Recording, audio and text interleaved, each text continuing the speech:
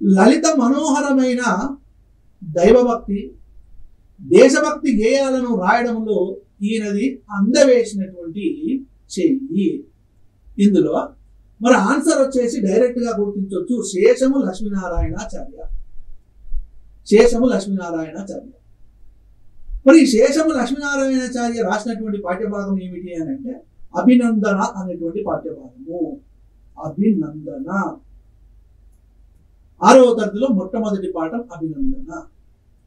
వందనాలు వందనాలు శమదాచని అభినందన చందనాలివే శమదాచని హాలికులకు తలవంచని సైనికులకు అని అంటాడు. వందనాలు వందనాలు అభినందన చందనాలివే శమదాచని హాలికులకు తలవంచని సైనికులకు. స్వరభారతి అనేటువంటి గేయ సంకలనం. అదేవిధంగా ఈయన రంగారెడ్డి జిల్లాలో తెలుగు పండితుడిగా పనిచేయడము జరిగింది.